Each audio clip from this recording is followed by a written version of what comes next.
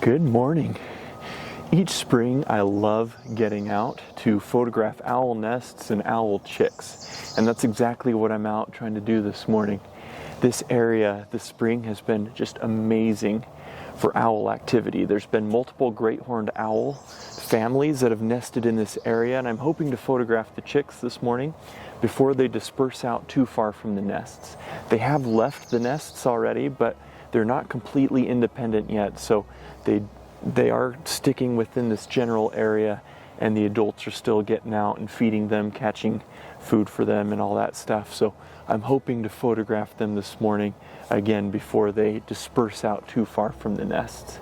But before we get out looking for owls this morning, let me fill you in on how things went earlier this spring. The first nest that I found early this spring is one of my favorite locations to observe and photograph each year. In past years, this nest has been used by a family of red-tailed hawks, so I was quite surprised this year when I found a family of great horned owls using this site. It's a great nest to photograph because I can hike up a nearby hill and get on eye level with the nest. The only downside is that it's a bit more remote and takes me a while to get to. With the very busy spring that I had, I was only able to visit twice, and honestly, I didn't see much activity during the few hours I stayed during each visit. Hopefully, the owl family will use this nest in future years, and I'll be able to get more content of these beautiful birds in this awesome nest.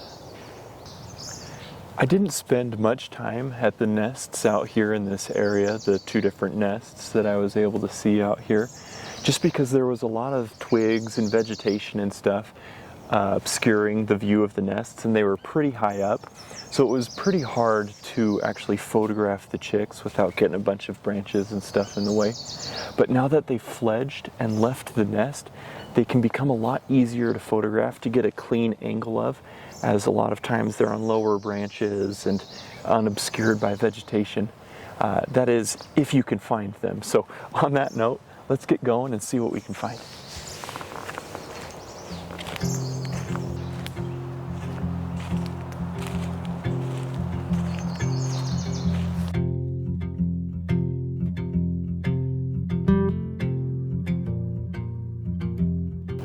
Okay, so I've got one of the chicks here. He's actually pretty low down and quite out in the open, which will make it nice to photograph. So I'm not going to spend a whole lot of time here. I'll flip the camera around and show you guys. Now, these guys stick pretty close together until they're fully independent. So the other little ones are probably nearby here, and the adults as well. So I'm going to get some footage of this guy and then go look for the rest of the family as well.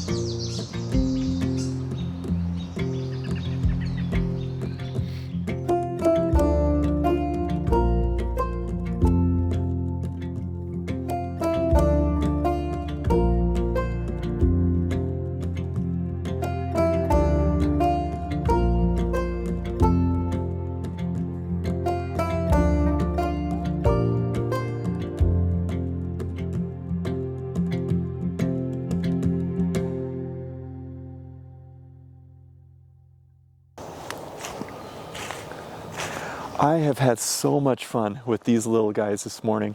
I hope you've enjoyed, and I hope you can appreciate why this is one of my favorite spring activities. I love photographing these owls. You know, it may seem really convenient to be able to photograph them while they're lower down in some of the trees.